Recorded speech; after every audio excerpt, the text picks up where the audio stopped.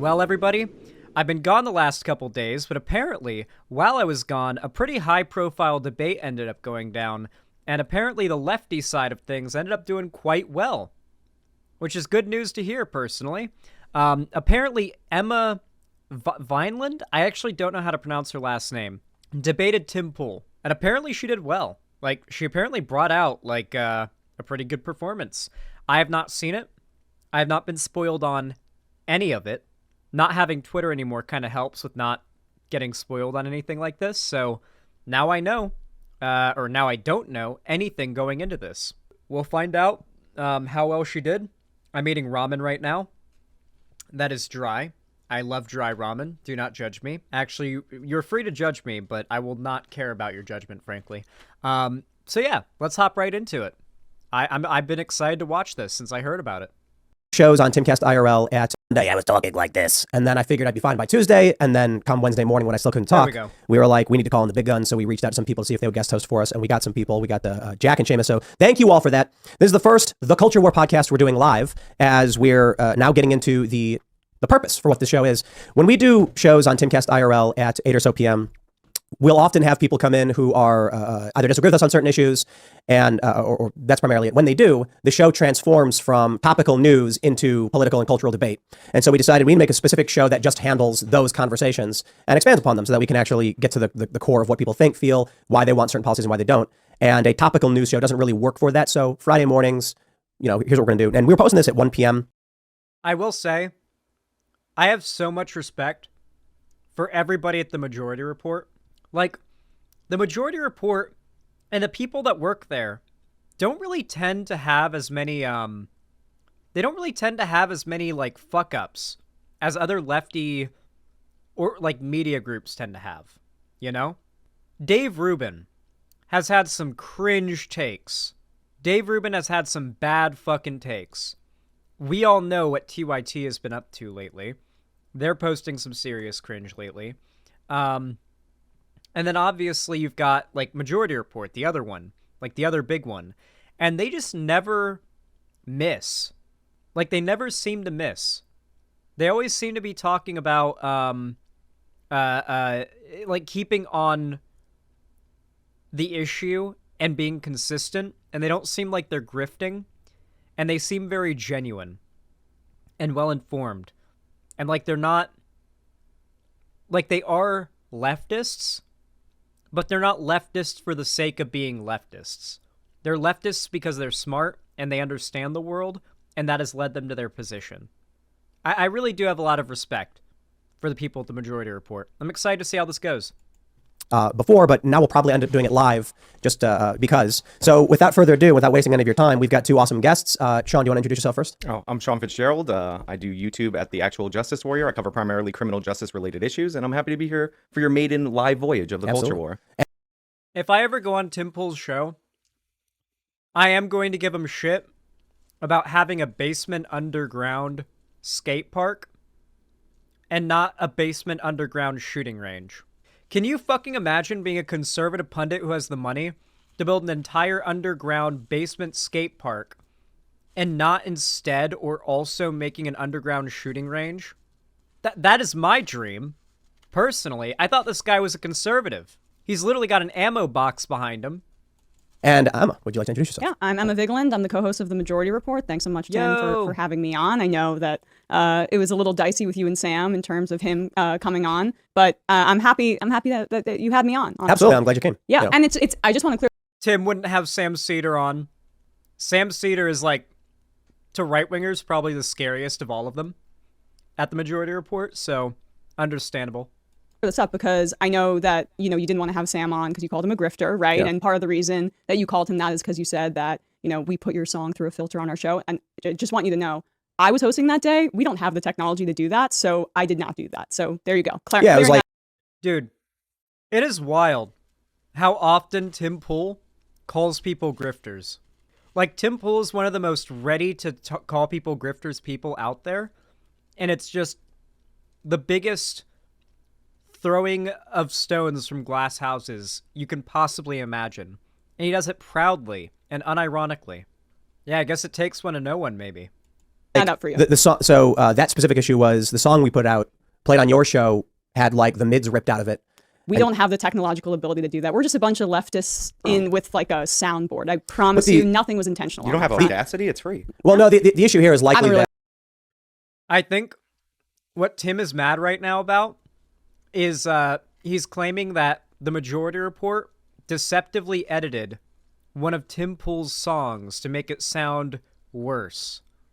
This is the one thing I heard about this prior to watching, is that at one point, Tim Pool gets mad at them for and claims that the Majority Report deceptively edited his music to make it sound, and I quote, worse.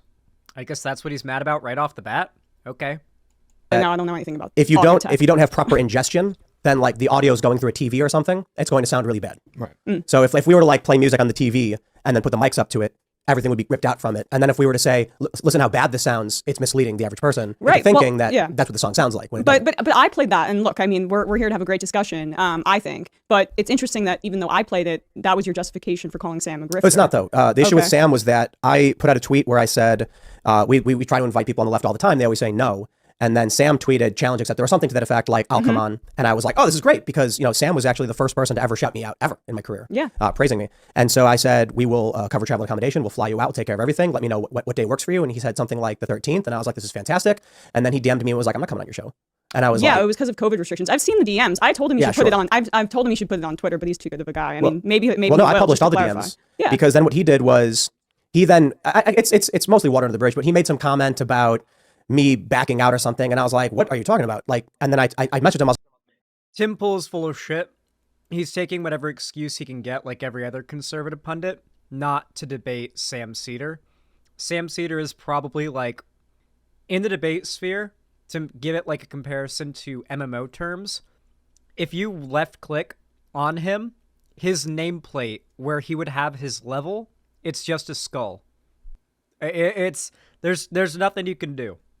They're terrified of him, and they should be. I was like, are you kidding, dude? Like, we're going to pay for everything. And then he was just like, no, I'm not doing it. Are you crazy? Well, then just do it. Like, I mean, I'm sure he'd be down to come down soon, and you guys could actually hash the issue has expanded more than that. I mean, so at the same time, there was Hassan Piker, who also responded to my tweet. And he said, I'd love to come. And I said, when can you come? And he said, let's figure out a date. And so I DM'd him, and he said, I got to be honest, I'm actually concerned about COVID. And I said, totally get it. No worries, man. Thanks for reaching out. And that was the end of it. Sam, however, used it on like a video and then started tweeting about it because it was drumming up a whole bunch of clicks and views. And I'm like, okay, dude, I get it. Interacting with this guy is just going to create drama that he uses to get clicks. I mean, the dude's got like 170 videos about Dave Rubin. Yeah, we do cover that. I mean, I think part of what we do is we try to respond to some of the right-wing ecosystem on the internet because there's a vacuum truly left. You guys have a lot more money than the left-wing media space. We just try to combat it a little bit. Than that. I mean, so at the same time, there was Hassan Piker, who also responded to my tweet. And he said, I'd love to come. And I said, when can you come? And he said, let's figure out a date. And so I DM'd him, and he said, I got to be honest, I'm actually concerned about COVID. And I said, totally get it. No worries, man. Thanks for reaching out. And that was the end of it. Sam, however, used it on like a video and then started tweeting about it because it was drumming up. The Blue Sky code. Yeah, I'm going to be giving away free Blue Sky invite code in chat at a certain point in the stream. There will be plenty of warning beforehand, though. It's going to be dropped in chat, and it'll be first come, first serve. Whoever copies and pastes it in and gets done with the application first gets their account. And obviously, every time I get a new code, I'll be doing another giveaway, and hopefully, eventually, all of you will be on Blue Sky. But if it seems like it's the most fair way to do it for now, that's so evil. It's way too many steps to do it any other way than just dropping the code in chat. I'm sorry, I'm not. I can't go through the hoops of like finding out what social media you're on. Oh, you don't have Discord? You want me to contact you on Twitter? I don't have that. Like, yeah, it's easier to just drop the thing in chat and yeah. Yeah, the streamer's equivalent to feeding piranhas. Thank you. I appreciate that. All right, let's watch now. A whole bunch of clicks and views. And I'm like, okay, dude, I get it. Interacting with this guy is just going to create drama that he uses to get clicks. I mean, the dude's got like 170 videos about Dave Rubin. Yeah, we do cover that. Okay. One of my favorite things ever is you got people like The Quartering who over the course of months will make over 100 videos on an actress like Brie Larson because she's a feminist. And that's fine. That's okay. But a channel that does 5 videos a day, that's a news coverage channel, talking about A large political pundit 175 times over the course of like 10 years is apparently excessive? Yeah, as long as somebody who's a large public figure with a big platform is continuously spreading lies and doing bad shit, over the course of a large period of time, a fair amount of response videos in one channel are going to pile up against that one person. It's just how it works. It's how political commentary works. If the right doesn't stop lying, then we got to keep on debunking their lies. I mean, I think part of what we do is we try to respond to some of the right-wing ecosystem on the internet because there's a vacuum truly left. You guys have a lot more money than the left-wing media space. We just try to combat it a little bit. I think the issue with that, I can understand why you'd say that, but it looks like this is a great way to kick off the show, actually, like the start of the culture war. I actually don't think that whatever this space has more money because this is a fractured independent space of varying ideologies. Bullshit. Nope. It's already been leaked many times that there are like shady right-wing organizations, like not even like right-wing organizations, just large like think tanks that like contact random figures and pay them to spread like right-wing propaganda. Like PragerU has been around for a while. They literally like did this with a bunch of conservative figures, brought them on, gave them a script to read off. Like most of these people are bought and paid for, and they're paid a lot. Like obviously Daily Wire offered Steven Crowder $50 million. And he turned it down, which is notable. Tim, I'm in your compound right now. Yeah, I'm rich. I live in a one-bedroom. I mean, how did you get rich? I started a website, took memberships, sold ads on videos. Yeah, but the reason that you get ads and that we don't is because you more adequately serve capitalism and we challenge it. We got our ads pulled. What do you mean? There's whole organizations dedicated to getting all of our ads removed. Right, but the proof is in the pudding and where I'm sitting right now. So this is memberships. This is almost entirely because people pay to become members of our websites. If the Majority Report, you guys have been around a lot. He is partially true. He is partially true. Lefty audiences tend to make less money than right-wing audiences. You're more likely to be progressive if you are a victim of capitalism. At least more so than someone who's a little more well-off. So yeah, Tim's audience inevitably has a lot more spare income that they can spend on memberships and donations and super chats. They're watching in so many, like, such high viewership and such high volumes that, even if his CPM is practically nothing, he's still making a large amount of money. So that's how he can afford an entire compound. I just got false striked on my channel and now am getting suppressed on YouTube again because I dared to debate Nazis on Omegle. YouTube's bots detected that as me saying Nazi shit, apparently, despite me debating it. Sent an appeal, got it rejected, and now I've got a mark on my channel for hate speech, despite the fact the video was me debating Nazis. That's a permanent mark on my channel now, unless YouTube eventually takes it away, but it's not likely. That happened to us a month ago. It's bullshit. Yep. It's a permanent loss of your warning, and it like heavily reduces your channel's ability to be seen in the algorithm. And we already know that these large social media platforms give right-wing channels special treatment with moderation so they don't look like they have a bias politically. Because if they did apply the TOS equally to conservatives and leftists and progressives or whatever, the left and the right, it would look way too much like they have a left-wing bias. Like, inarguably. They'd have to ban like 99% of conservatives off of YouTube, Twitter, Facebook, all that stuff. And they can't do that. So instead, the rules apply differently to the left and the right. Longer than I have. The inability to provide a product to a customer does not mean that one political faction has more or is granted more because of capitalism or anything like that. Like if Sam is unable to, I mean, Sam's had way more subscribers than me for a long, long time. By the way, to spite the right and to give lefties the like ability to reach a wide enough audience to combat this shit, you can always support your favorite lefty content creators by dropping a simple like, maybe donating, subscribing, gifting a sub, all that good stuff. I'm just saying, it's always there. Right. And he just like hit. And I'm not saying this to be like mean. I'm saying if he doesn't know how to turn revenue, the issue is more so you need like a COO or somebody who's going to say, here's how we provide something to a market that generates revenue so we can expand our business. So we're better at that here, I suppose, is the easy way to put it. Well, no, because what you say here is more attractive to investors and advertisers. I mean, we're basically only members, and okay, well, other right-wing media like the Daily Wire and stuff like that, and even what I'm looking. Tim Pool's lying right now. He has massive big money, like interest. It's how he is able to afford this shit. It's not just memberships and stuff. He has pretty much like big fucking property, a huge compound. Like it's not just paid. He's being paid by someone or some organization a lot of money.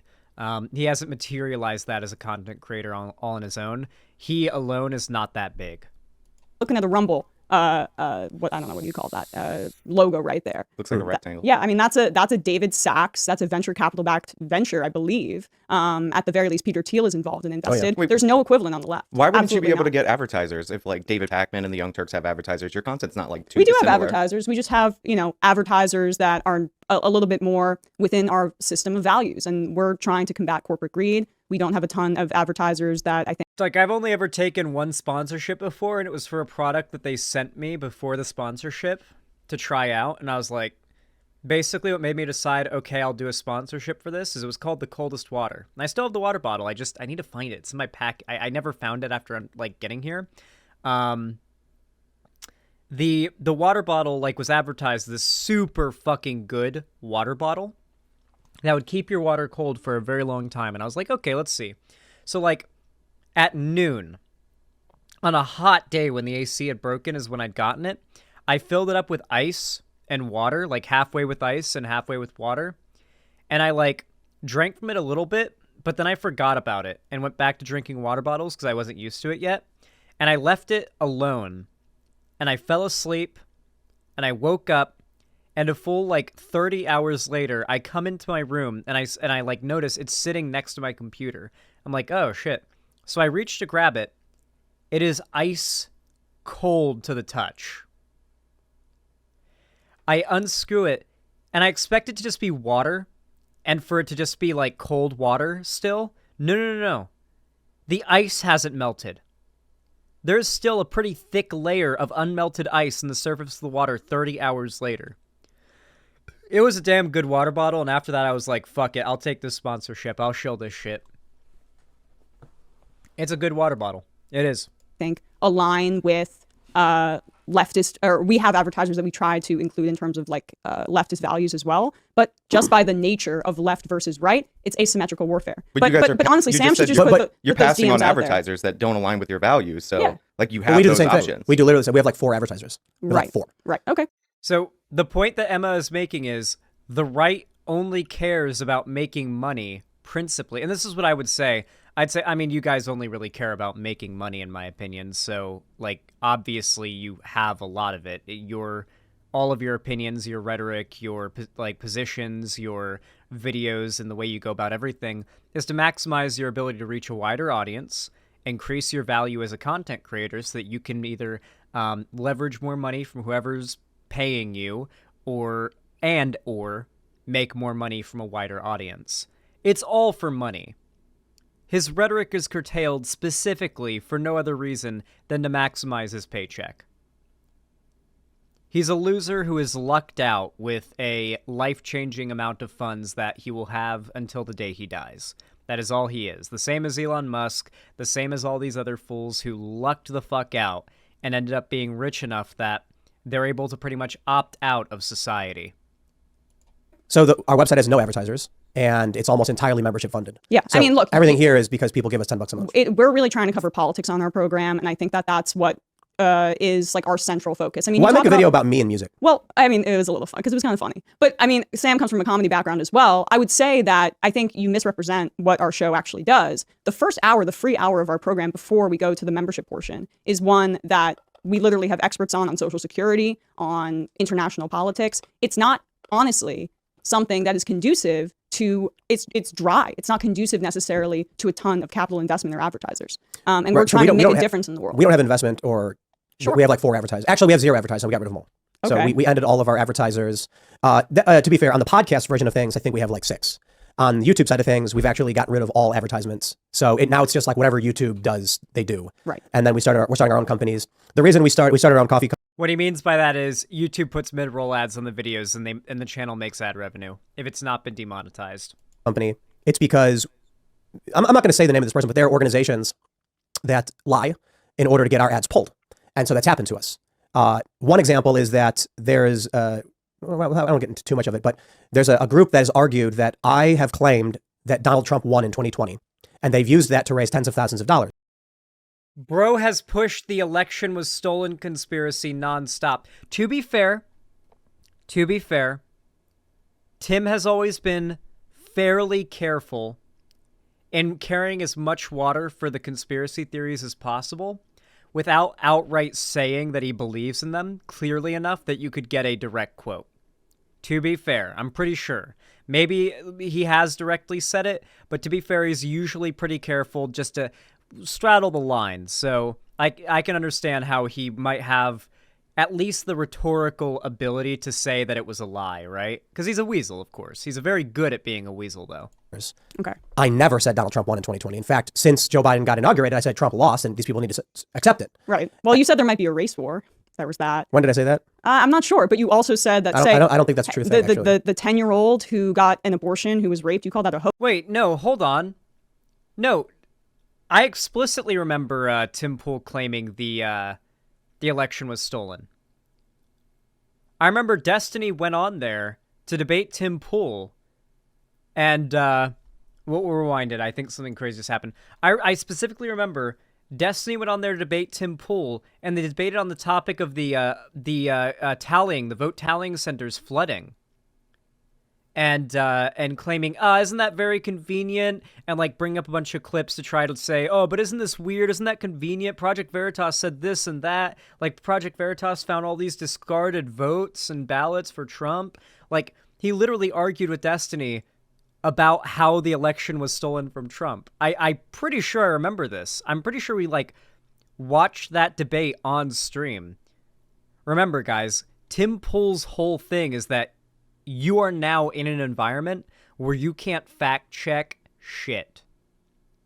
He's taken you across the country from your setup and your computer and your keyboard where you can fact check anything that he says.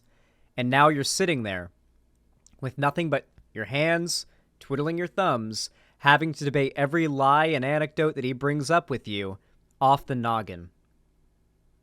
It's a very clever way of doing things. You can't debate me or come on my show unless you travel across the country and come to my compound and do a podcast in my basement with no resources to fact check anything.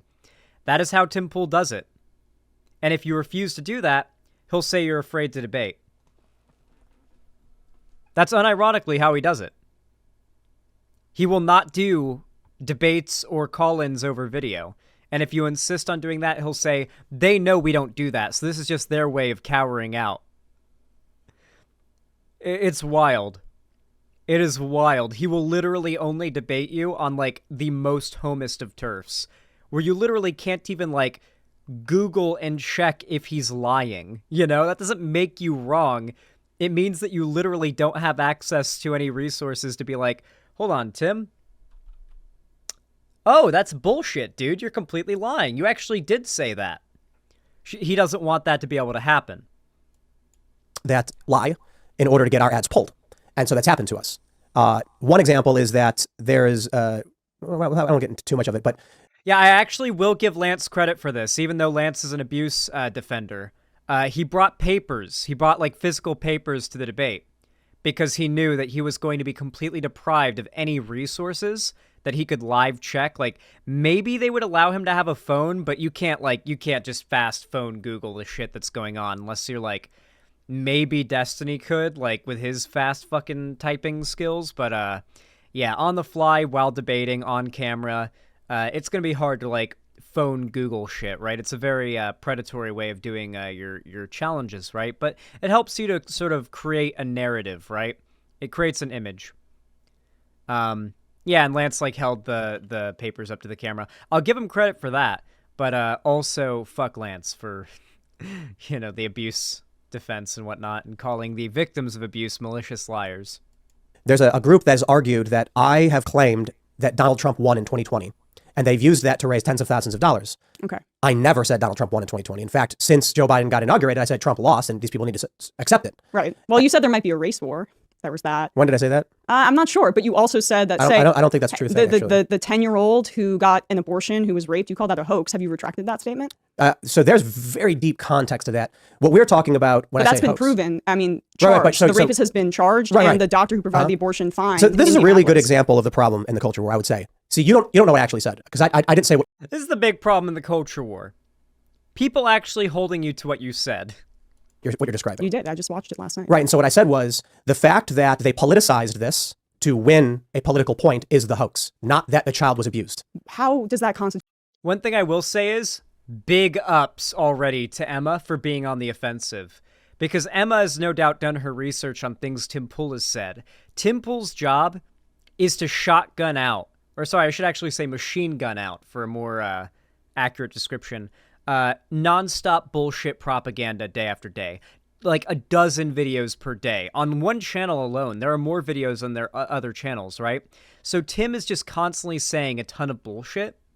And while he can shotgun a lot of bullshit at you in the debate, if you go on the offensive and start attacking stuff that he said, he probably doesn't even remember claims that he's made from a week ago. So it's like really easy to get him caught up in contradictory claims and beliefs and whatnot, just based off of old videos that he's made from not even old videos, like a month to a couple weeks ago, and find blatant inconsistencies, really fucked up or wrong statements, outright lies. And as long as you stay on the offensive, he can't go on the offensive and try to get you in a position where you don't know what to say because you don't have access to Google to fact check the bullshit he's spreading. So if you just keep it on the topics you already researched on, he can't try to move the subject onto something that he can lie about. Do the hoax, Tim. So like, let's say there's what's a good example of this? Ahmaud Arbery. Ahmaud Arbery is a really He's trying to change the topic. Right, so Look, so I want you guys to pay attention to this. Every time Emma goes on the offensive to bring up a specific thing Tim has said or a lie or a point that he's made that's bad, watch how quickly he tries to change the topic to another point. He's trying to distract her. She doesn't have a computer in front of her, the ability to take notes and like keep track of the topics. He's trying to get her off her game and distracted from this topic, so she gets caught on like the Ahmaud Arbery stuff and completely forgets about this thing that Tim Pool knows he's caught on. I want you guys to pay attention for that and watch how often he does that. No, I'm talking about this example, though. The one that I just brought up. Yep, she won't let him, though. If she's not letting him. Good fucking job, Emma. She won't let him. She's not letting him do it. I love that. If I can't explain to you that manipulating a story for political gain is the hoax, then I don't know what's the manipulation. Oh, man, this is an old story. I have to pull it up. I think the issue was that they were able to actually get the treatment in state, but because of the law, they decided to seek it elsewhere. And I said, that is a hoax. I didn't say that it was a hoax that the girl was abused. I said, if they could have sought treatment in state under the exemption. I think it was Ohio, right? There was an exemption saying in the cases of abuse, the treatments are permitted, but they decided to make a public statement and leave the state anyway. I said, that is a hoax. It was not a public statement. But that's my point. No, rape and incest exemptions are non-actionable. This is like well documented with abortion activists. How long do you think it takes to prove a rape or incest case before you're able to use that carve out to actually get an abortion? Doesn't it depend on how the law is written? Do you have to prove it or does it have to be alleged? I mean, first of all, let me just answer that point real quick so we can clarify the thing. Sure. I never said it was a hoax that the girl was abused. Okay. That is incorrect. But honestly, this is a part and parcel of what you do is you put that kind of statement out there and then you put caveats in to protect yourself. Like saying that someone manipulating a story for political gain is a hoax. It's not a manipulation. That is the kind of thing that's going to continue to happen as abortion restrictions happen throughout the country. There's a particularly egregious example used to shine light on broader restrictions on abortion in this country. I mean, it's an opinion, but you haven't retracted it. It's false. It's not false. If there is a story and the story is exaggerated or manipulated in an effort to sway people into believing one political faction over the other, you are engaging in a hoax. I mean, isn't that what you guys do when you post like extreme videos of crime and things like that? We don't do that. What are you talking about? I mean, you respond to videos that are taken completely out of context, isolated instances. I don't think you watch the show because that doesn't. I mean, I do a little bit. No, you don't. Because we don't do that. Yeah. Yes, you do. Well, that's not true because we don't do that. In fact, one of the points we make specifically is. I feel like she's setting something up here. I'm eager to see where she's going with this. You show subway crime to talk about these inflated crime numbers. Crime is down in New York City in 2023 by every metric. Down compared to what? Down compared to 2021 and 2022. Don't change the subject. No, you accused us of publishing videos we don't publish. If it's down in compared to 2021, and there was a giant year-over-year increase from 2020 to 2021, then you're talking about something that's wasn't down. Giant. It was a small bump from the A pandemic. 47% increase in homicide in the city of New York is not a small bump. Homicides have been on a precipitous decline since the 70s, since the 80s. So she's actively calling them out for a lie they've said, and they're defending that lie. So for those of you guys that don't know, the right has desperately tried to push this. It's a very long-standing conspiracy theory, and it's based in it's to push racism, right? The idea is that diversity leads to crime. That is the perspective that they want to push, the idea they want you to get from their rhetoric, right? So they push the idea that New York City, Chicago, Baltimore, you go down a list of large cities that have a very diverse population of non-white people, and they will use the crime rates of those cities. Hell, they'll outright lie about the crime rates of those cities when they honestly, in some cases, don't even need to try to push this idea that diversity, or I should honestly just say what they mean is the presence of minorities, creates crime. It creates dangerous areas. And they'll dog whistle that with these liberal cities with their liberal mayors who have these, super loose laws where they defund the police and they don't let the police arrest murderers and they let murderers run free from jail in LA. You've heard these conspiracies, right? It's the idea that cities, where you have the highest population of non-white people in this country, are just absolute hellfire dens of crime. That is the perspective they want to push. It's mostly a perspective that city-dwelling conservatives who know they're full of shit say to urbanite and rural-living fans of theirs that probably haven't really been to a city before. This might surprise you, but if you've been to the South, you'll know this.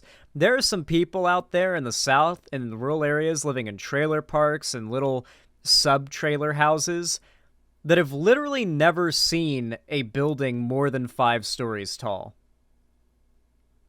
And that's not to shit on them about that, but it's to remind you of how many people there are in this country who have literally never seen a city before, and their only knowledge of what cities are like is what they see on the news. And based on where they live, what news outlets do you think they're getting their information from? They're scaring urbanites and white boomers living out in the sticks to convince them that if they go into the city, they'll immediately be assaulted by a group of thugs with crowbars or something. And that all these cities are getting... There's a reason why they say these cities have been burned down by BLM or burned down by Antifa. A lot of them believe that because they've not been to those cities. They've never seen a city. They actually, a lot of them unironically believe a sizable amount of LA and a lot of these other cities have been burned down by crime and riots. They unironically believe this, that there are just swaths of buildings in these cities that are just charred to rubble by riots at any given time. They actually think this is real. They believe the over-exaggerations of the pundits they listen to. Because honestly, for a lot of... Yeah, they think the city of Portland is just a crater at this point. Absolutely, Heavy Gretel. Since the 90s. There was a bump because of desperation in the pandemic, and now it's back down in 2023. So, that's irrefutable. That's the NYPD's own data. That's on all major crimes. Murders, rapes, grand larcenies, robberies. This is an argument I'm often confronted with, and it's actually pretty terrible. So crime is down from the peak, for sure, right? In some years in New York City, we had 2,100 murders. He's full of shit. Crime has consistently been dropping for a very long time now. What he might be right about, if he claims it, and I feel like he might, is that proportional to what crime is happening, violent crime has gone up. Correct me if I'm wrong, but let's say you've got one line, right?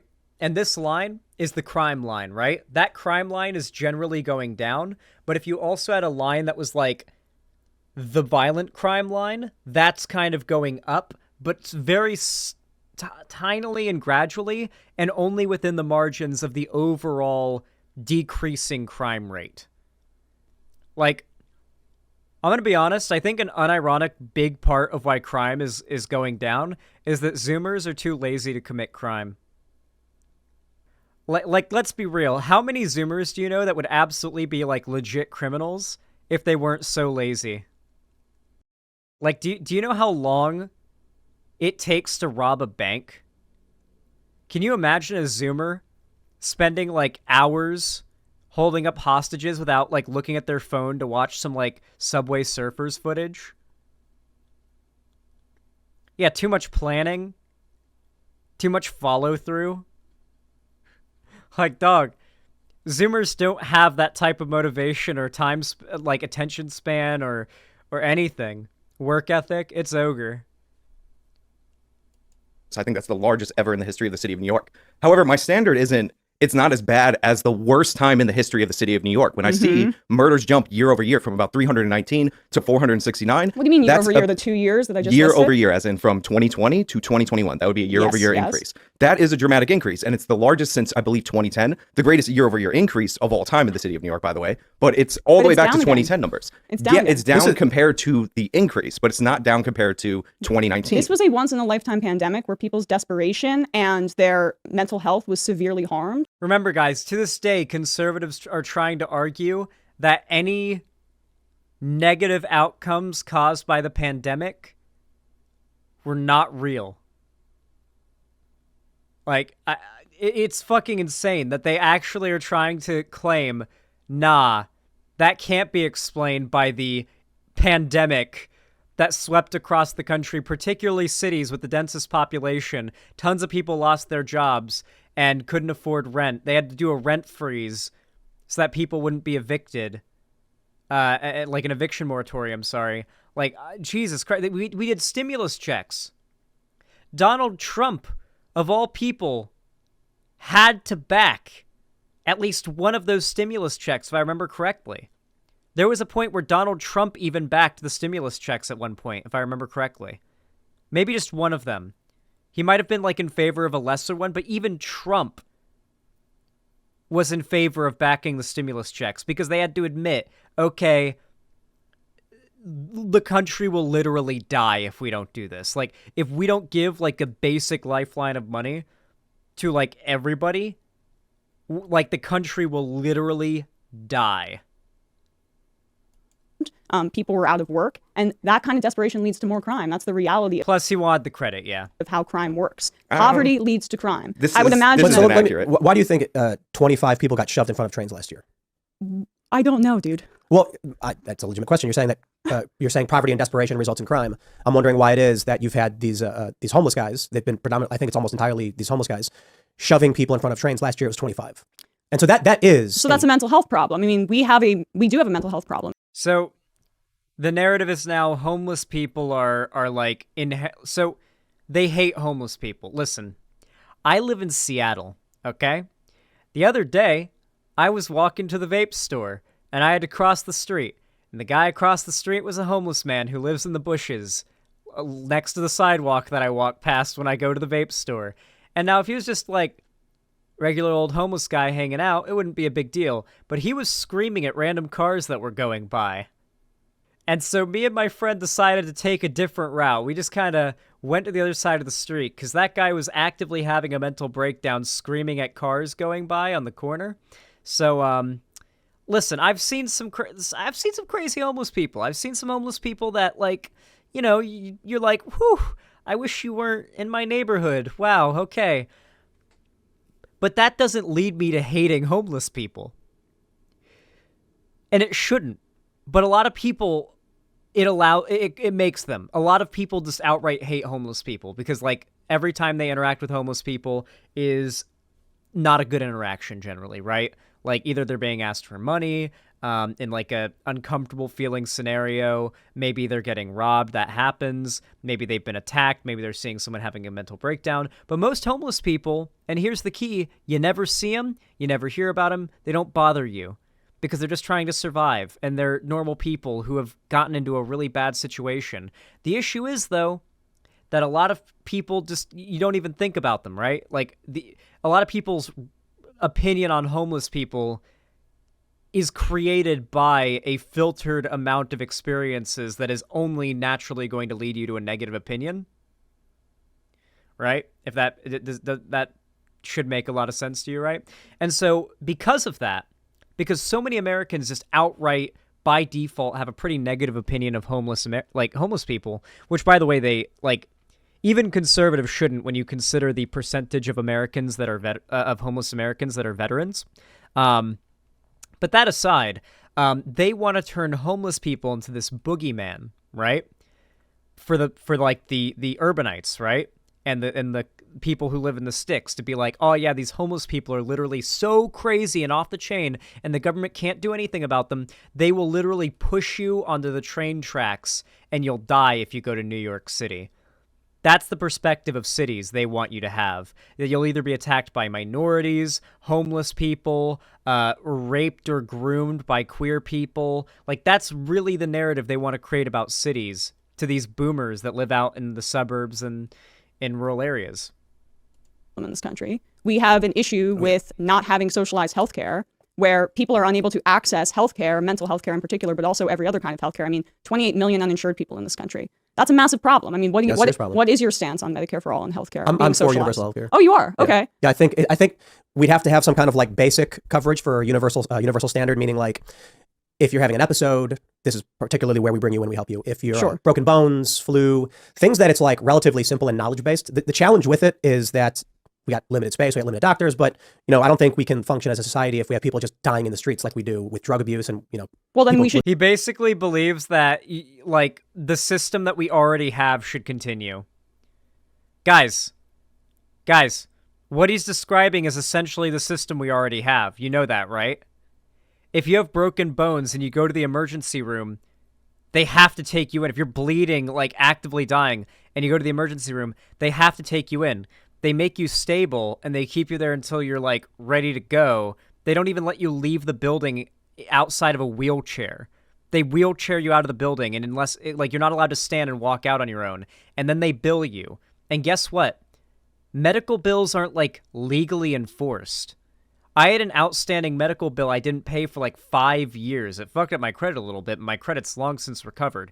It affects your credit for sure, but, like, as far as there's nothing that stops currently Americans from being able to go into, and it's time-based. It can be forgiven over a certain amount of time. There's nothing that stops Americans who are actively, like, bleeding out, broken bones, the things he's describing, from going and getting medical care. The issue is that it'll heavily affect their credit if they can't afford to pay the bill for, like, the ambulance and said treatment. The real problem is there are millions and millions and millions and millions of Americans with other chronic and less severe issues across this country that affect their quality of life and ability to honestly be productive workers in the economy. And they are the ones who can't get access to healthcare because if you say have, I don't know, cancer, I know this from experience because my grandma died from lung cancer when I was 16. If you have cancer, you have to be able to afford treatment.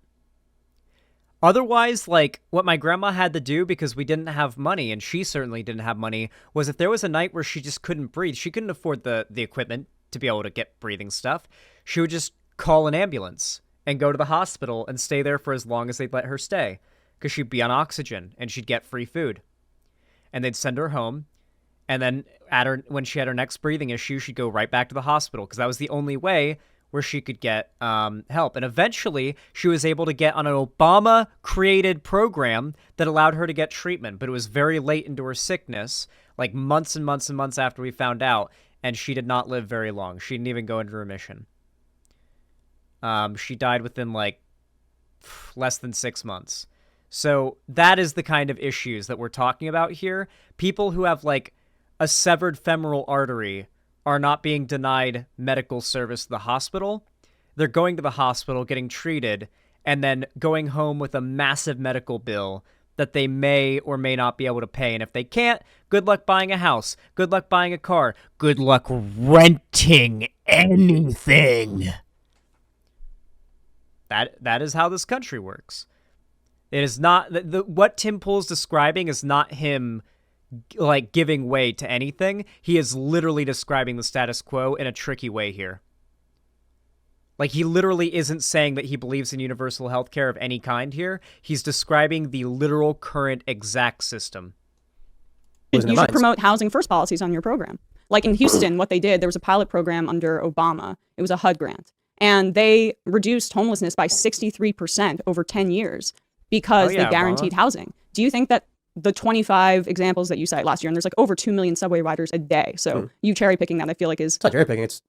You asked, or you mentioned that desperation leads to crime. Yeah. So I'm wondering why it is specifically that we saw this increase. Is it like someone's desperate, but why murder somebody? You know what I mean? Well, I mean, they're experiencing a mental health episode. We do not have adequate healthcare in this country, mental healthcare. I hear a lot of talk often after mass shootings that mental health is the most important thing in this country. Then we should have socialized healthcare so everyone can have access to it. There you go, Emma. And that paired with a housing first policy where cities don't become urban centers for just bridge and tunnelers who want to come in and see a show, or for restaurants.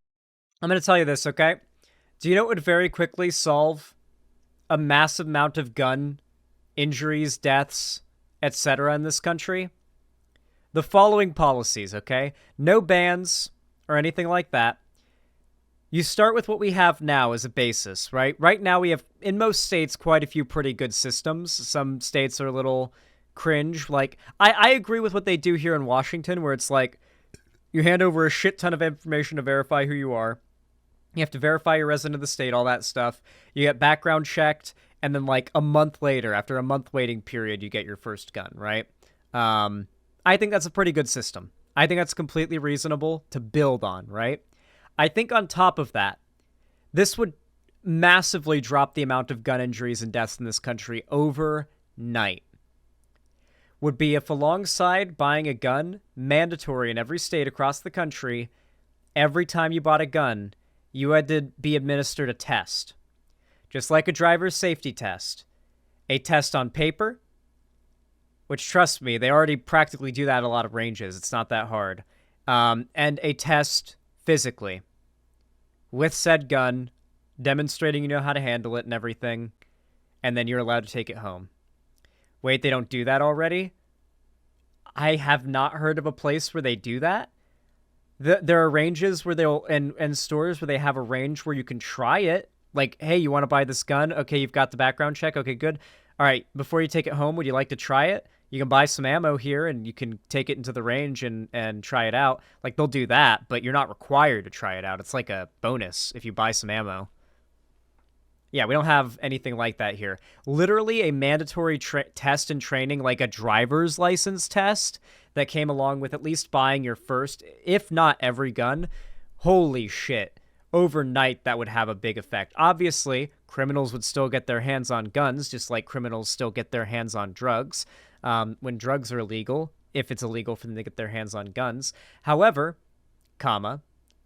if the sale, production, and the management of guns is more heavily overseen, it tends to have positive outcomes.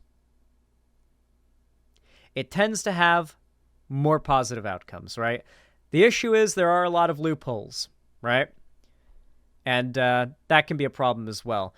But I do think the Democrats need to stop trying to make it so you can't get a gun, right? Like, for example, how many like people in Washington do you think are probably going to like vote red? Obviously, it's not going to matter much, but like some percentage of Washington Democrats are going to vote Republican next election because of that Democrat semi-auto ban. The Democrat governor of the state passed a semi-auto rifle ban. So you just can't buy semi-auto rifles in this state anymore. At all. You can own them. You can inherit them. I think you can receive them as a gift. Can't buy them. Which means all the Nazis and far-right militias up in the, up in the mountains have all their fucking arsenals kitted out. And they passed this bill just in time for the wave of like left-wing gun buyers that happened during COVID. So it basically means that the city is super disarmed, and the rural area full of Nazis is super heavily armed. And it was passed by a Democrat, who is resigning, apparently. Thank God. If I get to do anything with my political influence, I hope it's being able to influence Democrat gun policy. Not even Democrat gun policy, more so Democrat gun rhetoric. As a matter of fact, maybe I'll do another segment about guns on that topic in regards to like Democrats' horrible rhetoric on firearms. I think that would be a really good segment to do. let's watch a little bit more of this because it's already been an hour we've been reacting to this, and it's 17 minutes in. Associations, where places where people can actually live and there's guaranteed housing for people.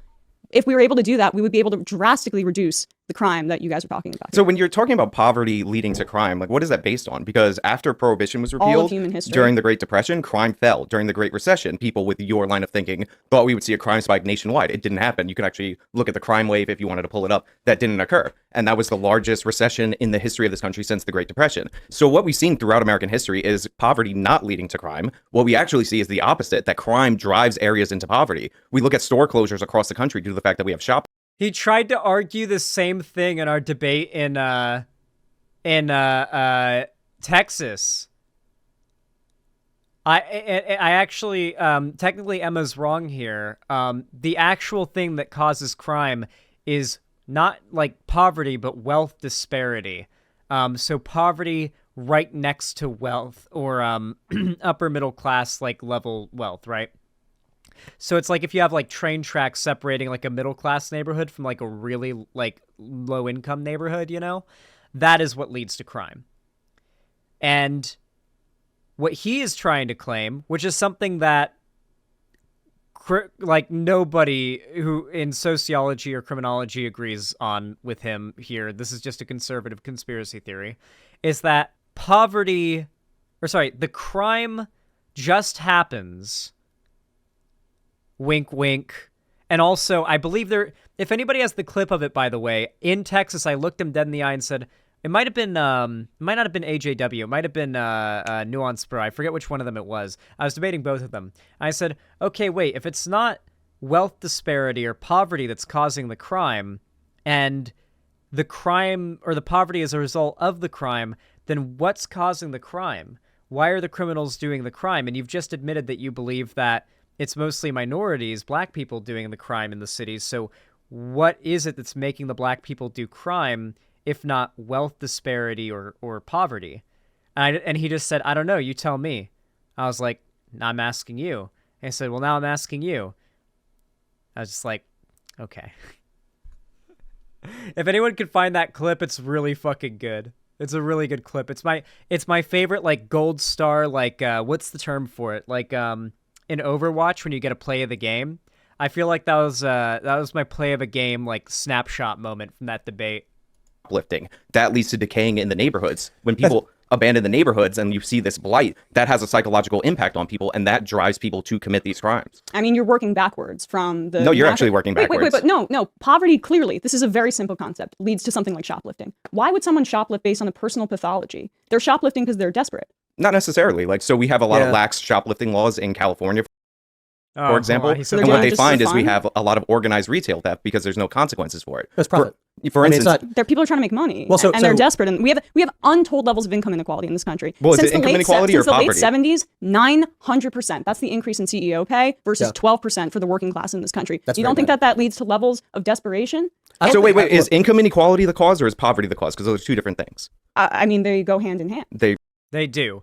Though it is important to clarify that what causes poverty, like what you can directly attribute, like, not poverty, what you can directly attribute crime to in terms of like a area, like you can look at a map and see where crime is likely to happen, is wealth disparity. Borders of nice neighborhood, bad neighborhood, just put it simply, really. Like those areas, like you can literally put like a red area over that. I wonder who else did that. Banks back in like the 1960s and every time before that. Like you could literally put a red line in those areas and predict that is likely where you're going to see a lot of crime happen. Arguably a lot of property crime. Arguably a fair amount of organized crime. Oh, guess what happens also a lot? Hey guys, I'm gonna give you guys a little bit of something, a little bit of a thing, okay? I grew up in like when I was in high school and middle school, I was in like the rural area of Florida, the white trash rural area of Florida. And I say white trash lovingly in this term, okay? These are my Florida homies. They were all, when I was like Not all of them on the swim team, a couple of them on the swim team. But all of my coworkers, when I worked as a lifeguard, they were all doing drugs.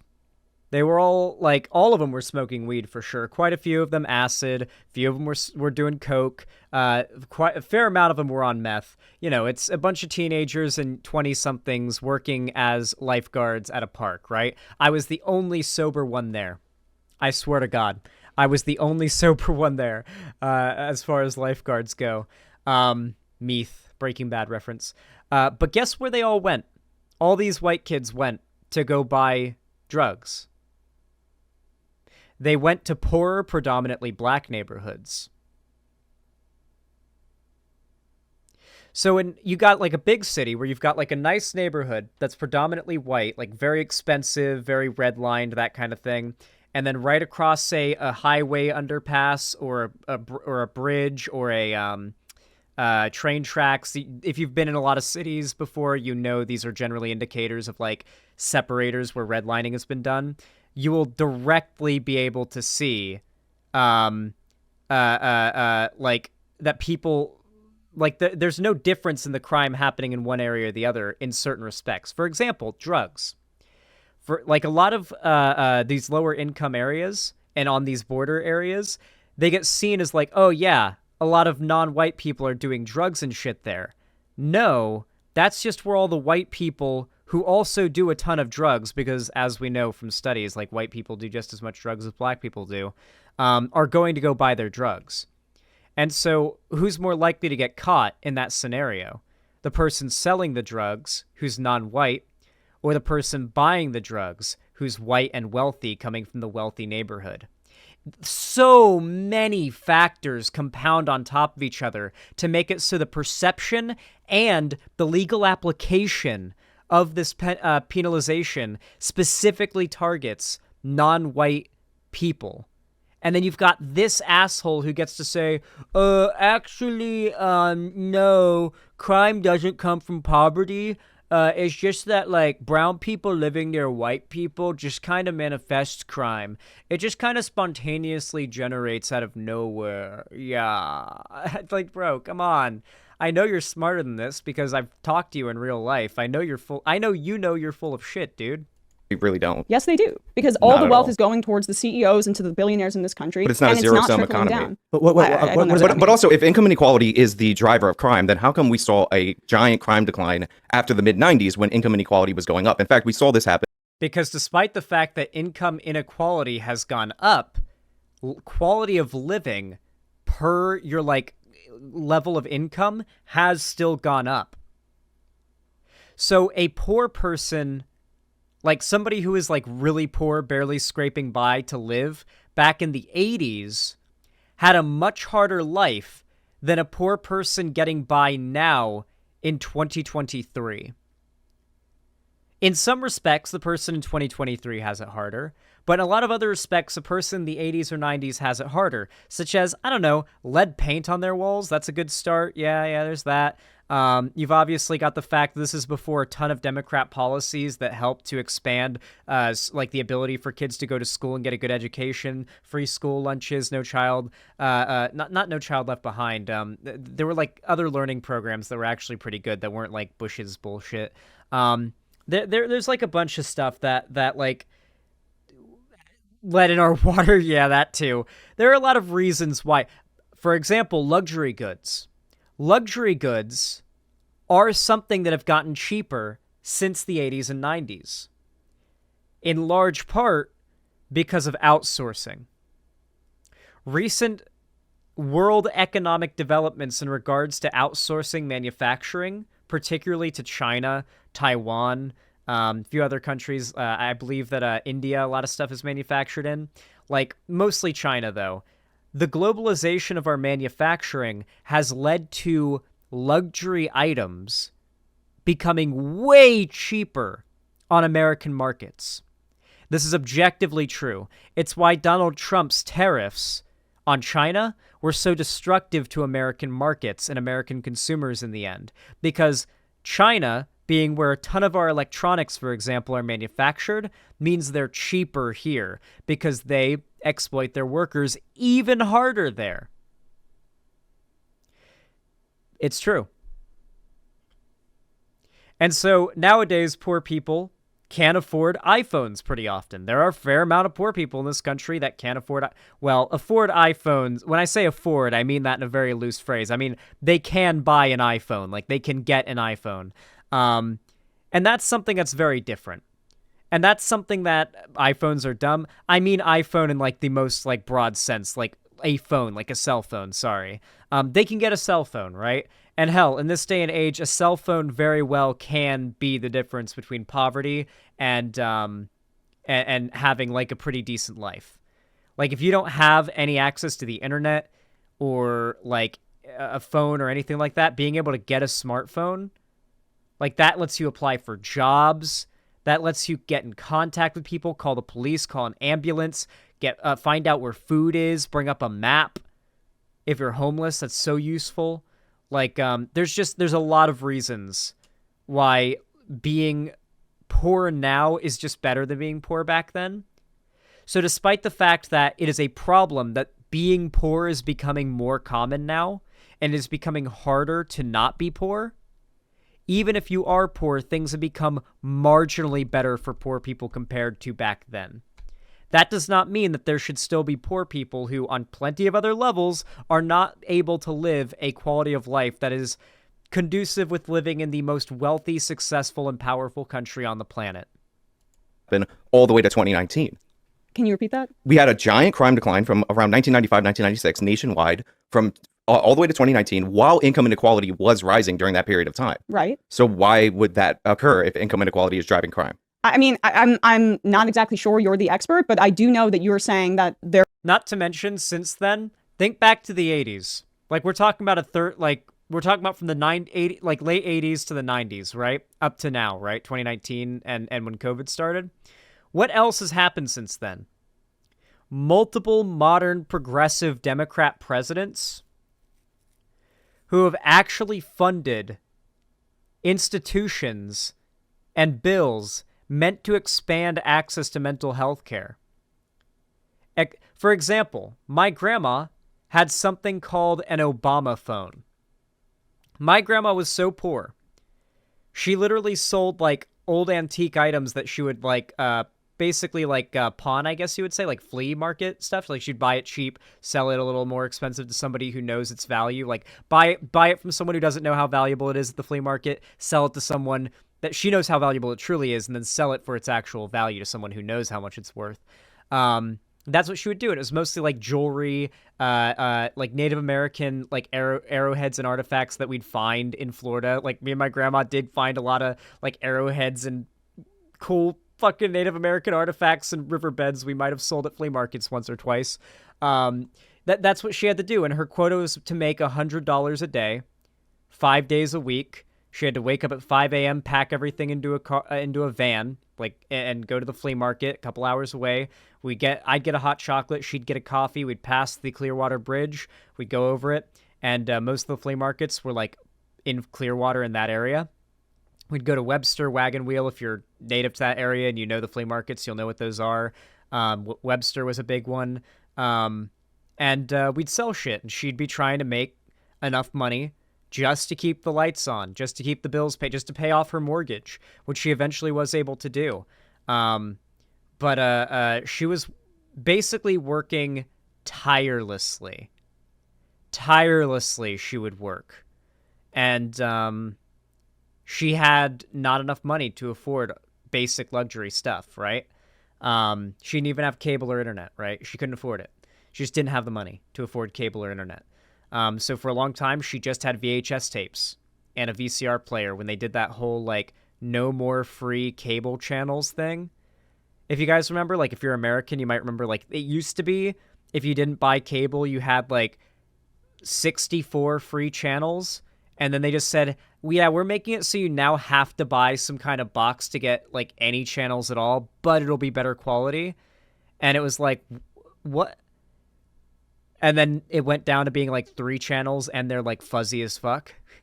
So, like, my grandma for a decade had no cable, no internet, just VHS tapes and VCR players. Obama getting elected was a big deal for her. her quality of life went up significantly when Obama got elected. Clinton being elected was a big deal for her.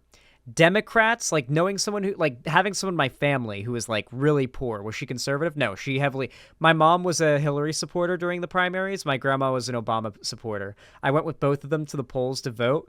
I was in favor of Obama winning because my grandma was my best friend. Then I was a little kid. I was 8, maybe 9, and I wanted who my grandma wanted to win. And my grandma liked Obama. My mom liked Hillary.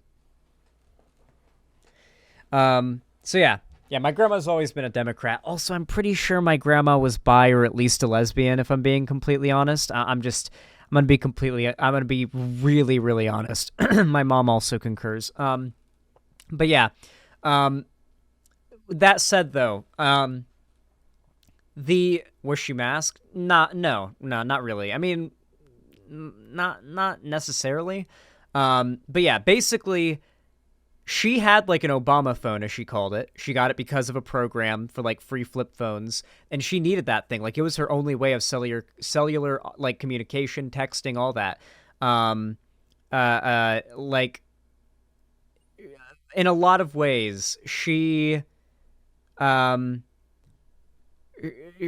like very much was like pretty low on the income scale of Americans, especially in the end like decades of her life. And yeah, does that make Zan 1/4 gay? Real. But like towards the end decades of her life, Democrats getting elected distinctively in literally like quotable, notable ways improved her quality of life.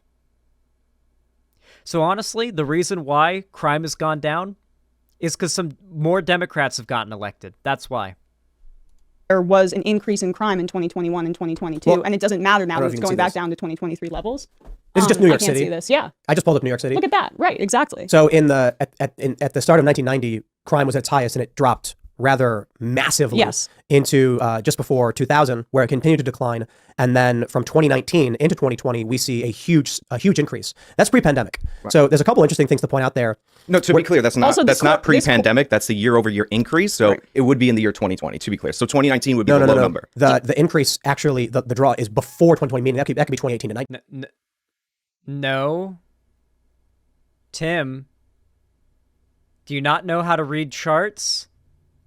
This is 2010, that's 2011, 2012, 2013, 2014, 2015, 2016, 2017, 2018, 2019, pandemic hits, 2020, 2022.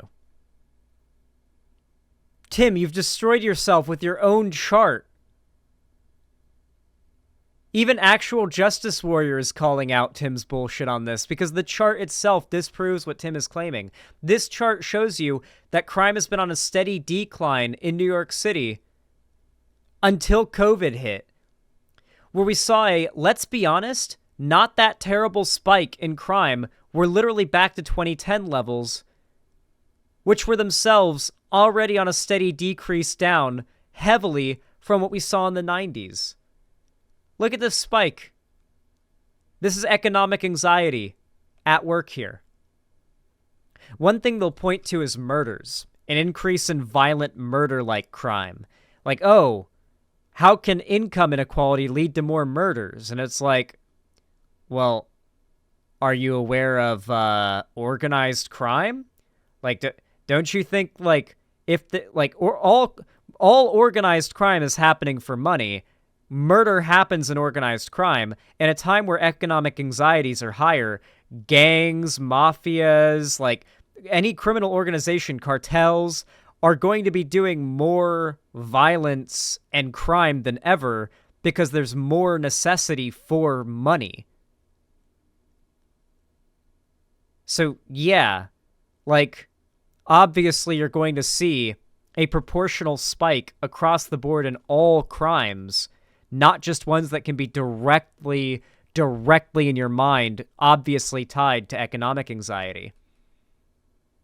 Then, if that's the point you're making. No, it's I've seen these numbers. I'm telling you, you're reading this chart wrong, because in New York City, do they have the raw number of homicides on the side? If you track it, you have around. Yeah.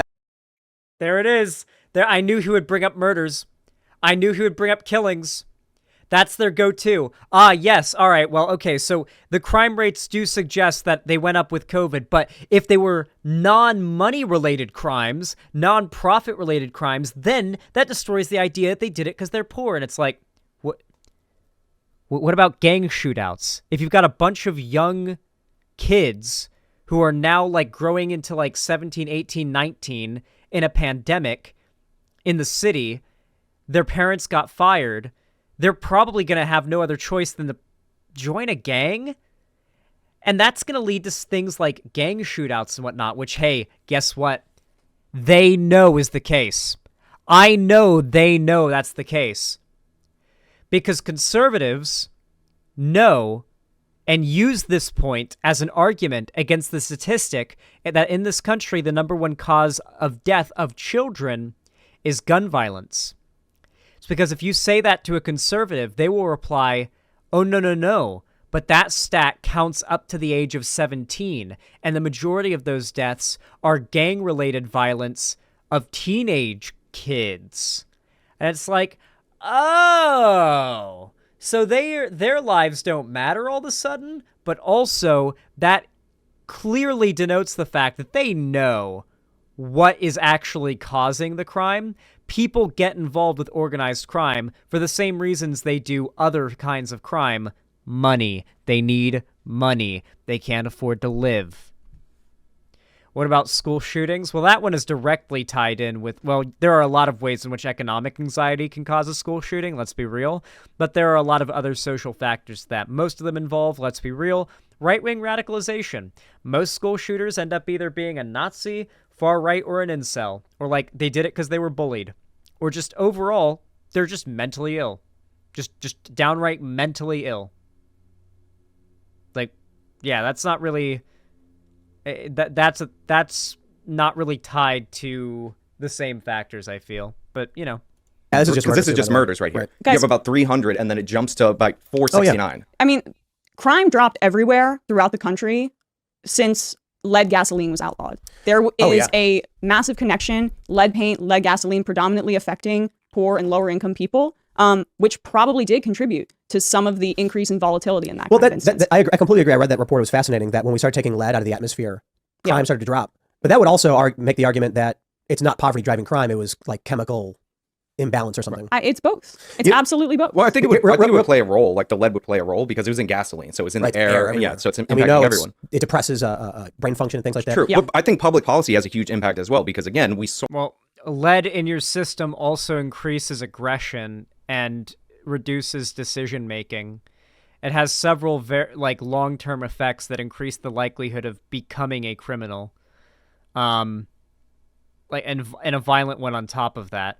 But like, there are so many ways you could attack this argument, but it's wrong on several different levels. This is one of those topics that I've actually done a fair amount of research on, like kind of like obsessively so, because I've debated it a few times. All of like the sociological and criminological consensus is clear that crime is not caused by brown people living near white people. That is what they're suggesting, but the criminological consensus is that that is not what causes crime. It may be mind-blowing and hard to believe, but the consensus among criminologists is not that diversity equals crime. They would have you believe that that is the case, though. Or they would have you believe that the criminologists and sociologists and all the experts are scared and threatened by the woke mob into presenting results that aren't true to support the woke. That's the narrative they're pushing now. Actually, the reason why all the evidence disagrees with us is because the woke mob has threatened all the experts into agreeing with them. So that's why facts don't agree with us now. They spent years saying all the studies and facts and basic science agree with them, and then the left was like, wait, no it doesn't, look. And they were like, all the experts have been bullied by you woke libs. And it's like, okay. All a dramatic crime. This crime wave started in the 1960s, right? And this is when we started embracing this idea that poverty was the root cause of crime, that this was more the realm of the social workers, all things that sound really familiar to today. And from 1960 all the way to 1979, the incarceration rate, even though in raw numbers it was rising, was dropping per capita. So we saw this crime increase, and what you would end up getting in 1979 for murder on average was something like 5 years. For rape, it was something like 3.4 years. And obviously, like, this created a problem because we just Ancient Greece, Rome, and Persia identified crime as a result of poverty. This is 2,000 years of precedent and 200 years of unnatural capitalism. No, absolutely. Like, you can literally look at ancient stories, like literally stuff from prior to the discovering of the Americas, writings and decrees that just outright, without a, like, shadow of a doubt or shame, because we're talking about times when there was, like, serfs and lords, where it was like, the lord owns the land and is the boss of you, and you can't do anything about it because he's got an army that will come and like cut your head off and put them on pikes if you revolt against him. So like there are literally writings from said lords where they're just outright like, yeah, so we really got to find a way to at least slightly increase the quality of living for the villains, as they would call them. For those that don't know, the term villain actually refers to poor people. Like, it's actually Old English for poor people, like homeless people, poor people. That's where the term villain comes from. That's what villain means. So they would say, yes, we need a... wow, yeah, it should not surprise you, right? Literally going back centuries, we have demonized the concept of being poor. Like, poor people have been demonized for a very long time. So basically, even then, they acknowledged the fact that poverty leads to crime. Back when they didn't have any reason to say that because no one was the boss of them. They were lords. They were kings. They were like bishops and shit. They literally had the fleeing to the city from the farm to sue to monopolization of land by aristocrats. They literally had you fucked up that grammar there. I can't understand what you're saying. Weren't prosecuting people. This is why we ended up going with a mass incarceration solution, which, by the way, did work, and all these other policies to get tough on crime. You laugh, but you're definitely No, I mean, wrong. mass incarceration, we incarcerate more people than any other country. We have the highest rate of violent crime for any modern Western country. I mean, I don't have that statistic in front of me, but we still... So how does that... Wait, hold on. What? We have the highest crime rates of any modern Western country? Is that even a real statistic? Because I'm pretty sure Western country isn't really classified in that way, right?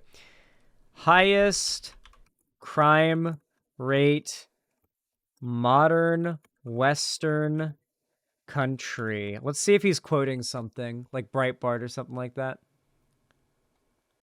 So it comes up as like a Canadian like criminology article about how America's policing problem transcends race even. Anti-death penalty stuff.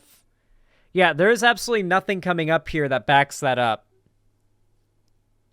The only thing that I would guess would like cause that inflation would be gun violence, which, as we know, because of guns, our violent crime here in America, while it isn't particularly numerous, it is particularly deadly, which is why they're bringing up homicide rates. In a lot of other countries, because there's so few guns, most violent crime tends not to be fatal. But here in America, we have such, 14 guns per person, right? Like, for every one person, there's 14 guns in this country. So much of the violent crime is so effective and so fatal that you have a higher homicide rate, right, as a direct result. Connect to the mass incarceration point. If it worked, then what does the violent crime rate have to do with it? You just want to warehouse more people? No, I didn't say, when I say it worked, we started expanding the prison population seriously in the 1980s to the 1990s. If you go to the Brennan Center for Criminal Justice, which is a left-wing organization, they say post the year 2000, mass incarceration lost its effectiveness. But most of the mass incarceration was pre the year 2000. So obviously it had some impact, and it ranges. Low estimates are about 6% on the crime rate, which is very low, but the high estimates are about... Well, incarceration works insofar as if you have all the criminals locked up, then they're not outside doing crime. But if your goal is for incarceration to act as rehabilitation, to take in criminals and put out people ready to become productive members of society that can actually have a chance of putting their lives back together, that is not the effect that mass incarceration has had. In fact, for-profit prisons, which are one of the biggest causes of mass incarceration, and the incentives for longer stays in said prisons, because, hey, look, it's just it's all paid for by the taxpayer, right? Basically encourages that.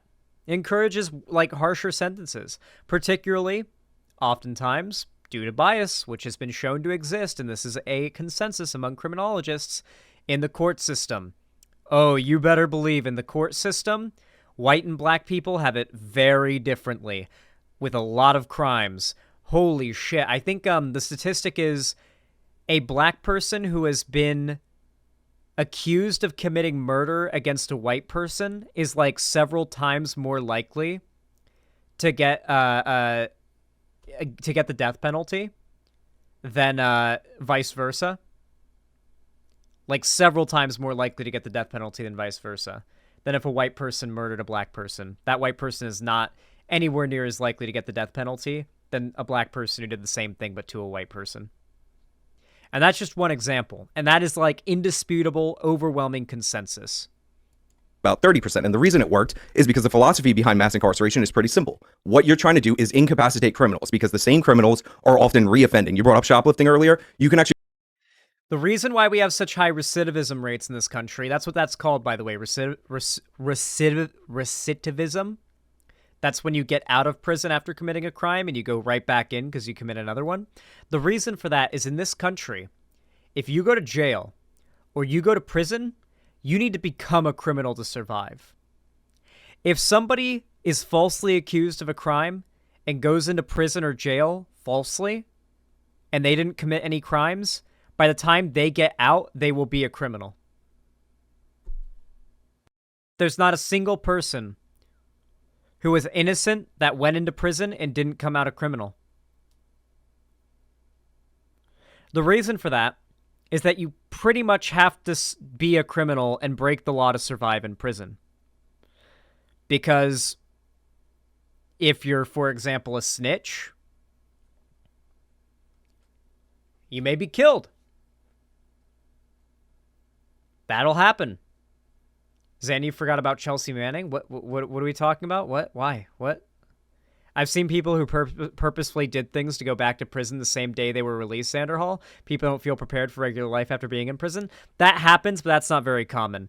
All right, the point that I'm making is that we have a system in our prisons where you have to become a criminal to survive in there. You really have to. If you don't know what I mean, you can literally look up any video documenting what it's like to be in an American prison in modern day. There are, like, a lot of interviews. There are shows where they put hidden cameras in prisons. There are testimony. There are articles about it. There are plenty of things that talk about this, okay? You have to become a criminal to survive in prison. So coming out of prison, the chances of being able to get out of that life, so to say, especially considering the fact that, frankly, coming out of prison, the best opportunities you have are in the criminal world, considering, like, what that does to your higher ability. Yeah, if you go to prison once or jail once, for a lot of people, that's basically just a death knell for them to be a criminal for life. Because the ability to climb out of that, it's not common. Oh my god, my eye is twitching. Oh, I must not have gotten enough sleep. It's not common to get out of that. It's a pretty fucked situation. It tends to become a loop that just feeds into itself and sends you deeper, right? That's why we have such high recidivism rates here. There are a lot of other countries, such as Finland, for example, that have very different, like, prisons, right? But if we ever tried suggesting treating murderers the way they do in Finland, conservatives would shit their pants. But unfortunately, if you want the type of crime rates and the type of happiness rates you get in a place like Finland, you need to make the type of reforms to the system like they have in Finland. Let's look at a tour really quickly, actually, because this is I don't know if we can watch much more of this because this is going on for so long. So since they seem to really be talking about crime, and why not talk about crime? Let's look at what a Finnish prison looks like.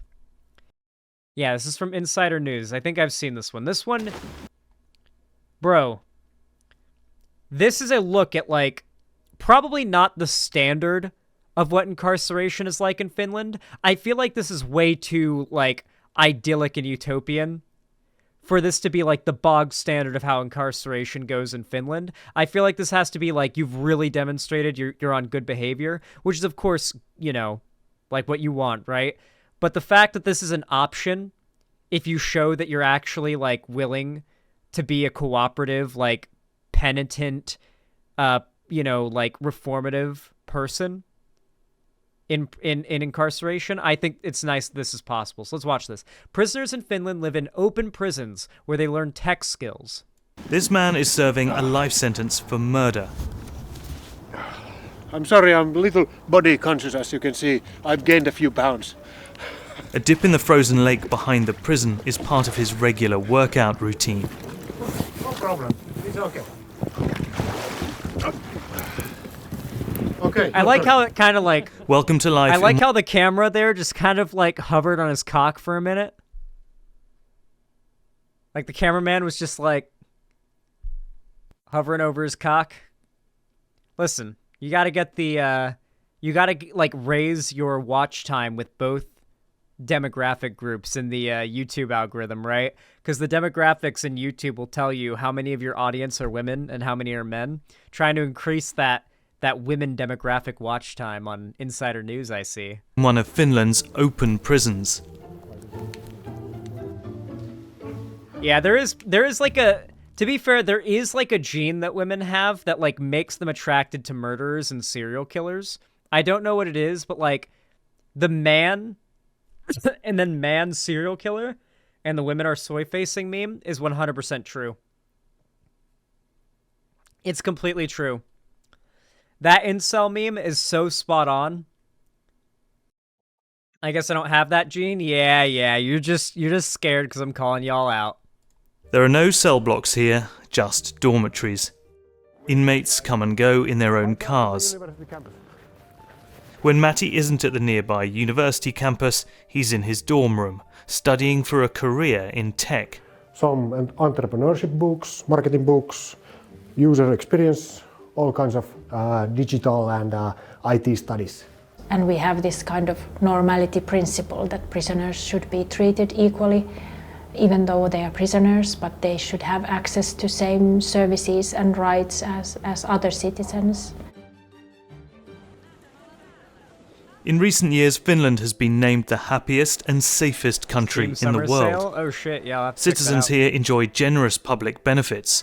Universal. Donate to me so I can buy a metric fuck ton of games, please.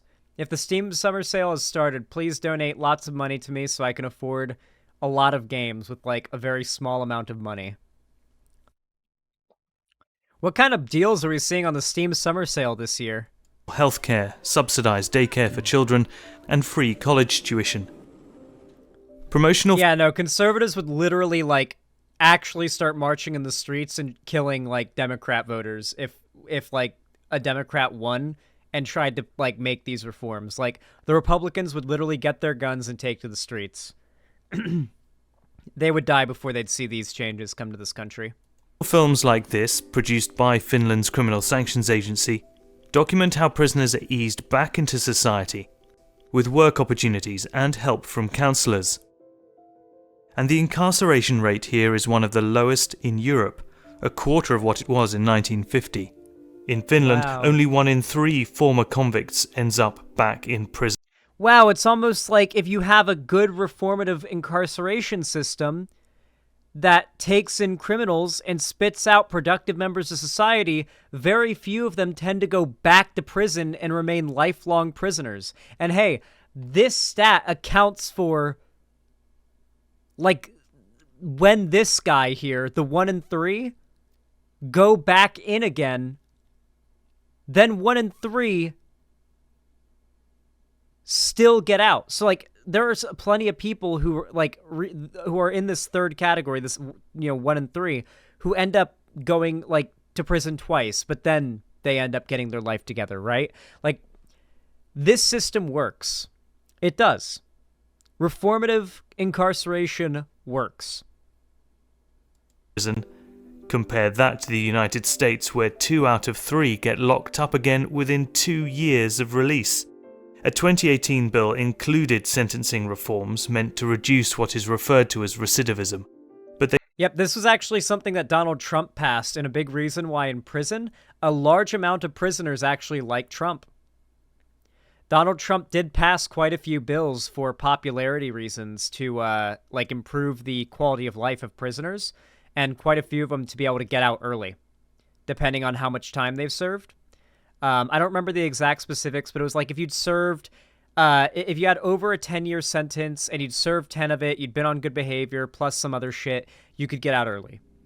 Good shit. It was actually good shit. It wasn't Trump's idea. It was just shit that he signed because it would make him popular. But, yeah, I mean, good, you know? Like, I'm glad. They only apply to inmates in federal custody. Just 10% of the 2.3 million people incarcerated in the US. Critics say the 2018 reforms are only a small first step and fall far short of the kind of meaningful change Finland is so proud of. The scale, of course, is different. Today there are fewer than 3,000 in the Finnish prison system. The number of people behind bars in the US is equal to half of Finland's total population. A reimagining of what prison looks like here started nearly 70.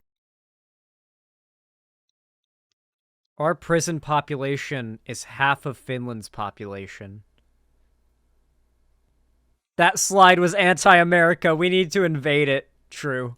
20 years ago, when this Scandinavian nation began building one of the most humane systems in the world. In some of the latest steps, Finland's Criminal Sanctions Agency is investing heavily in technology training. The first topic is what is AI? Then the second topic, problem solving. Actual, good, valuable jobs. And building a state-of-the-art smart prison money for women. And even testing VR to provide an escape from the drab walls and fluorescent lighting of Turku, Finland's highest security closed prison. Mika, who is 10... also, you have to remember, as grim as this might seem, you have to remember it's Finland. They're practically in the Arctic. So even if they did let this guy outside... let's just say the air-conditioned room and the VR is probably going to be a better experience than going outside in Finland. 10 years into a 15-year sentence, is walking through a 3D forest. I see that Steam VR. He appreciates the chance to interact with VR technology and learn the basics of working with computers. Sanotaan lisään vielä tämän verran, että tämmöisiä vankeja, ketä on välillä käynyt vapaana ja tullut takaisin, niin on sanonut ihan suoraan, että ei siellä pärjää, että siellä on niin paljon erilaista. Kaikki on niin paljon tietokoneistettua, että olisi hyvä saada sitä oppia. We try to educate the prisoners to use digital services in a meaningful way so that it would really help them to rehabilitate, that help them to take care of themselves and take care of their daily affairs and the kind of things, the kind of skills that you need when you reintegrate back to society. Now Finland is investing in the infrastructure. They actually care about a significant portion of their population. Or actually, the funny thing is, the incarcerated population of Finland is an infinitesimally small amount of their population. It was higher, but of course the crime rates drop proportionally with the amount of positive reforms they've made. So at this point, they uphold these reforms and these high qualities of living and these systems and these programs and continue to iterate on them to make them better, despite the fact that the percentage of their population that is incarcerated is minuscule. A minuscule total number of people and a minuscule portion of their population, and they still treat them this well, and it continues to improve the problem and shrink the amount of people who are incarcerated. And not only that, here in America, they just completely forego a massive portion of our population. The amount of people incarcerated in this country, as mentioned before, is equal to half the population of Finland. I'm sure our incarcerated population well exceeds the population of many countries. And that many Americans are just, go fuck yourself. Like, we would kill you if we could as far as the US government is concerned. And certainly as far as most conservatives are concerned. To support that readjustment, a €34 million prison that many hope will set the standard for the future. No bars, glass windows, an internet connection in every room, and small touches meant for comfort. This is our specialty. Wow, that's better than a lot of college dorm rooms. Yes.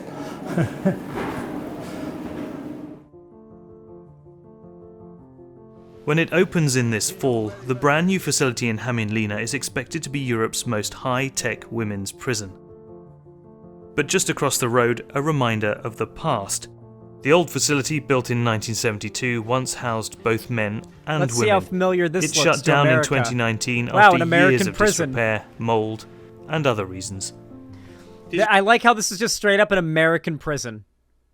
Like, you're gonna look at what they considered like the old-fashioned, abandoned, like museum of an old prison they've long since left behind, and it just looks like a modern American prison.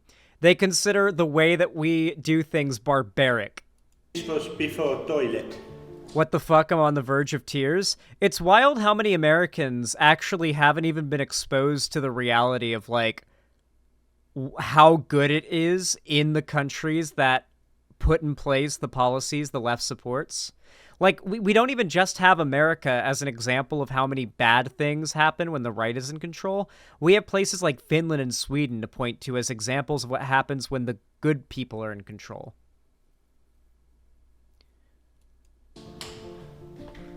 And where did they empty it? I take this and put there. The smell was terrible. And just a few minutes' drive away, a relic built in the 19th century and modelled on the American style of prison that is still widely in use today. Sorry, that last prison was more modern than this one, which is actually just an American modern-day prison. They have Christmas lights on the railing. Yeah, I like how even in Finland they put Christmas lights up and celebrated Christmas in their prison. Their 19th century... Oh my god. Oracle Zan? Real. Cell blocks arranged in a radial floor plan. They did have prisoners suicide living nets. in solitary confinement. This one is a museum now, preserved to show just how hard prison life here used to be. For Matti, the road to reform has led him to a career that he would never have dreamed of before.